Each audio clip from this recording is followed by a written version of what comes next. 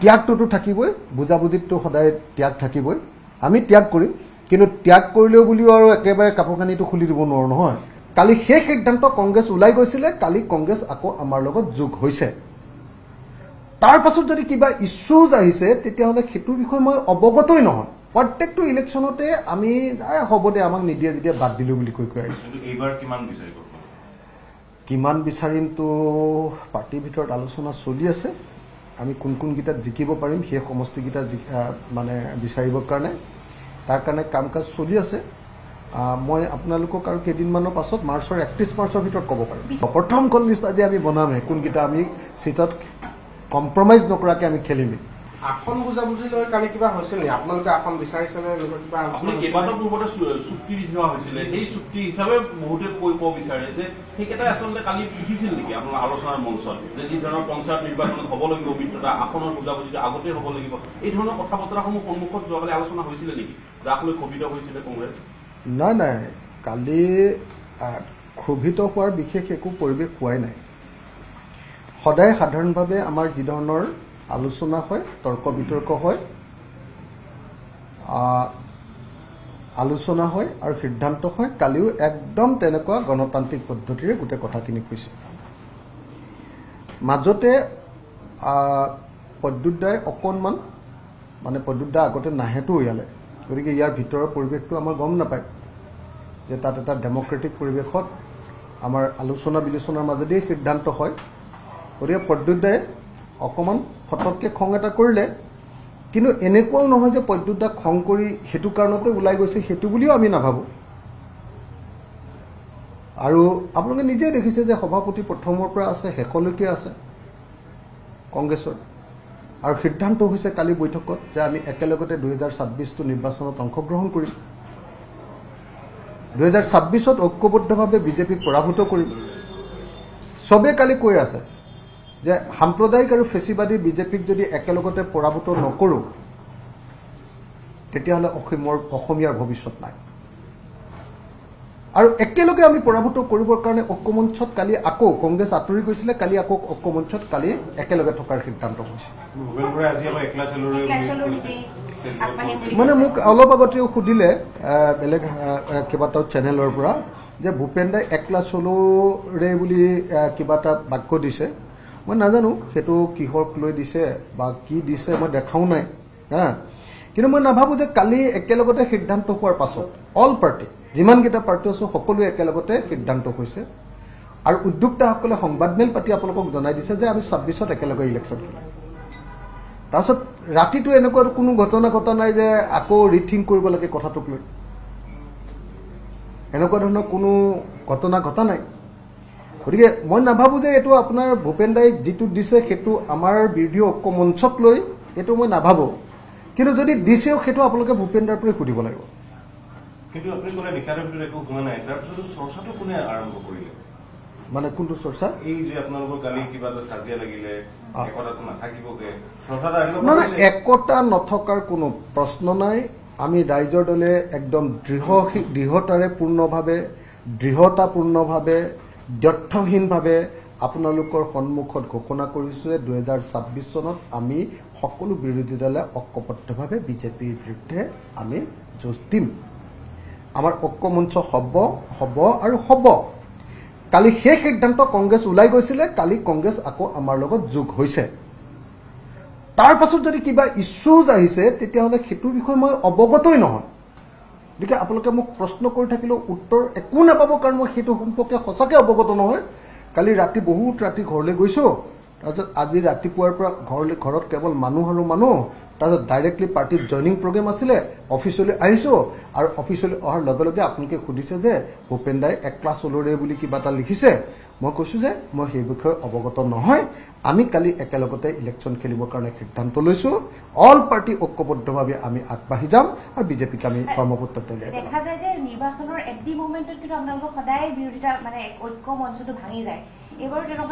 এইবাৰ নহ'বৰ কাৰণে আমি আগতীয়াকৈ এইবাৰ আটাইতকৈ আগৰ যিকেইটা ইলেকশ্যন আছিলে আমাৰ কাৰণে বহুত বেছি গুৰুত্বপূৰ্ণ নাছিলে। উপ নিৰ্বাচন 3টা আছিলে, উপ নিৰ্বাচন 2টা আছিলে, সেইকেইটা ধৰক আপোনাৰ ভাগি গ'লেও বাৰু এইটো চৰকাৰ বদলিৰ কথা নাছিলে। MP ইলেকশ্যনতো আমি একেলগতে আছিলোঁ, এতিয়া বিধানসভা নিৰ্বাচনত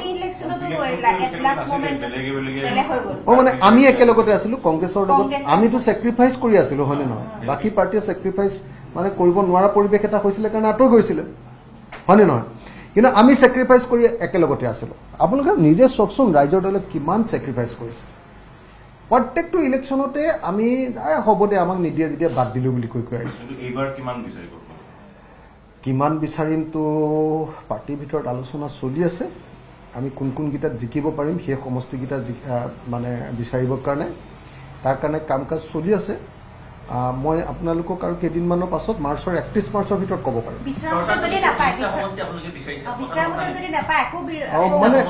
মানে এতিয়ালৈকে 30টা বা 40টা বা 20টা বা 10টা এইটো কথা এতিয়ালৈকে পাৰ্টিৰ ভিতৰতে চৰ্চা হোৱা নাই আজি কৰ্ণধাৰ এতিয়া বহিব অলপ পিছত তাত প্ৰথমখন লিষ্ট আমি বনামহে প্ৰথমখন লিষ্ট আজি আমি বনামহে কোনকেইটা আমি চিটত কম্প্ৰমাইজ নকৰাকৈ আমি খেলিম আপোনালোকে তাৰ আগতে যদি 30টা 40টা যদি বুলি কৈ দিয়ে তেতিয়া আমি কেনেকৈ জানিম আপুনি কওক আমি কথাই পতা নাই এতিয়ালৈকে আমাৰ খালি আমি grade A grade B grade C বুলি কাম কৰি আছোঁ আজি আমাৰ প্ৰথমখন বৈঠক হ'ব য'ত আমি এইকেইটাত আমি জিকিব পৰা অৱস্থালৈ আহিছে বুলি এটা সিদ্ধান্তত উপনীত হ'ম তাৰপিছত আৰু তেনেকুৱা বা কিমানখন মিটিং হয় গতিকে আমাৰ আমুকখন চিট লাগিব আপোনালোকে কৈছে 30খন আসন আমি বিচাৰিছোঁ আমি 30খন নহয় 3খনো বিচৰা নাই আমি 100খনো বিচৰা নাই আমি 40খনো বিচৰা নাই আমি 1খনো বিচৰা নাই আমি 3খনো বিচৰা নাই আমি এতিয়ালৈকে আসনৰ প্ৰশ্নলৈ যোৱা নাই মাত্ৰ এতিয়ালৈকে এটা বস্তুত একলগ হৈছো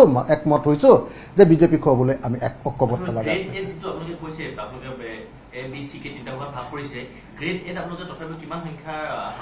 এতিয়া সেইবিলাক কথা কৈ এনে খেলি মেলি লগোৱাৰ কি দৰকাৰ পৰিছে সেইটো আপোনালোকক মই এতিয়া নকওঁ আজি আমাৰ সেইটো ৰিভিউ হ'ব কোনোবাটো গ্ৰেড এ গ্ৰেড বিলৈ গুচি যাব কোনোবা গ্ৰেড বি গ্ৰেড এলৈ আহি যাব এইটো আপুনি ইভলিউচনাৰী ন কথাটো আমি জানেই যে কেতিয়াবা ভাল হৈ যাব কেতিয়াবা বেয়া হৈ যাব কিন্তু এটা কথা খাটাং মই এটা বস্তুত খাটাং হৈছোঁ যে ৰাইজৰ দল সঁচাকৈ এই মুহূৰ্তত জনগণৰ এটা অতি জনপ্ৰিয় দল উজনিত ৰাইজৰ দলৰ প্ৰতি মানুহৰ যি ব্যাপক সমৰ্থন লাভ কৰিছোঁ আমি মানে এটা ভাল স্বপ্ন দেখিবলৈ এতিয়া আৰম্ভ কৰিছোঁ ত্যাগটোতো থাকিবই বুজাবুজিততো সদায় ত্যাগ থাকিবই আমি ত্যাগ কৰিম কিন্তু ত্যাগ কৰিলেও বুলিও আৰু একেবাৰে কাপোৰ কানিটো খুলি দিব নোৱাৰোঁ নহয় কাপোৰটোতো পিন্ধি থাকিব লাগিব ন পাৰ্টিটোতো ৰখাব লাগিব ন চববাৰেতো আৰু এনেকুৱাও নহয় যে আমি চববিলাক ত্যাগ ত্যাগ কৰি আমি একদম মানে কি কয় এইটো ঋষিৰ নিচিনা হৈ যাম মানে হেৰি হৈ যাম কি কয় আপোনাৰ এই সন্ন্যাসীৰ নিচিনা হৈ যাম আৰু বাকীবিলাকে মানে ত্যাগটো নকৰিব এনেকুৱা নহয় আমি কিন্তু আপোনালোকক এটা কথা কওঁ যে ঐক্যবদ্ধ মানেই হ'ল ত্যাগ আৰু ত্যাগ আমাৰ থাকিব আমি যিমান আশা কৰিম সিমান নিশ্চয় আসন নাপাম কিন্তু আশাটো কৰিম আমি বিতৰ্ক কৰিম আমি দাবী কৰিম কেলে নকৰিম ৰাইজে কিমান আস্থাত ল'ব কাৰণ কালিৰ যিখন আপোনালোকৰ মাজত হুলস্থুল হৈ গ'ল তাৰপিছত কিবা এটা মেছেজ গৈছে ধৰক ৰাইজে প্ৰতিবাৰে আপোনালোকে একগোট হওঁ বুলি কয় প্ৰতিবাৰে ভাঙি যায় ৰাইজক আস্থা মানে যেতিয়া আপুনি আটাইতকৈ মনত ৰাখিব মোৰ পত্নীৰ লগত যেতিয়া তৰ্ক বিতৰ্ক হয় দিনত খুব কাজিয়া হ'ল ধৰক তৰ্ক বিতৰ্ক ইটো লাগিয়ে থাকে না নাই আপোনালোকৰ ঘৰতো লাগে নিশ্চয় তাৰ পাছত সন্ধিয়াৰ ভাত খোৱা সাঁজটো বহুত বেছি আৰামৰ হয় বহুত ফূৰ্তিৰে খাওঁ সম্পৰ্কটো বেছি দৃঢ়ৰ পৰা দৃঢ়তৰ হয় এনেকৈ আমাৰ মাজৰ সম্পৰ্কবিলাক গভীৰতালৈ গুচি যায় আত্মিক সম্পৰ্ক গঢ়ি উঠে এতিয়া আমাৰ বিৰোধী দলবিলাকৰ মাজত তৰ্ক বিতৰ্ক হৈছে কংগ্ৰেছে আঁতৰি গৈছিলে কালি আকৌ একলগ হ'ল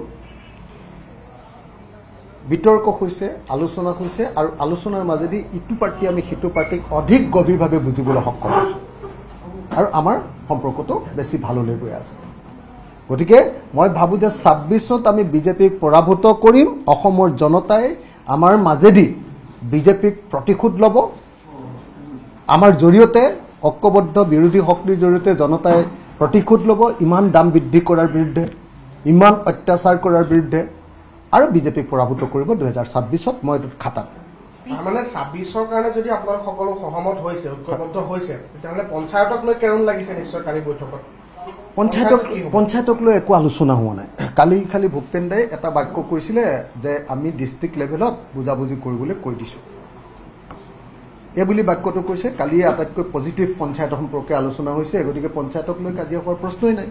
আটাইতকৈ ভাল পজিটিভ বাক্যটো কালি ভূপেন দাই কালিয়ে কৈছে যে পঞ্চায়তক লৈ আমি ডিষ্ট্ৰিক্ট কমিটিবিলাকক বুজাবুজি কৰিবলৈ দি দিছোঁ। কেইটা দল? 17টা দল। 17টা দল লগ লাগিছোঁ আৰু সঁচা সঁচিকে ধুনীয়া এটা একতাৰ মাজলৈ আহিছোঁ। কিন্তু আমাৰ ভিতৰত থকা সৰু সৰু চুলিৰ সমান যিটো পাৰ্থক্য, সেইটোক আপোনালোকে চুলচেৰা বিশ্লেষণ কৰি চুলিৰ পাৰ্থক্যটোক আপোনালোকে হাতী বধাৰ ৰচিত পৰিণত কৰি দিছে। আপুনি বিচৰা বাতৰি পাব কেৱল নিউজ 18 এপত। নিউজ 18 এপ ডাউনলোড কৰিবলৈ স্কেন কৰক এই QR কোড।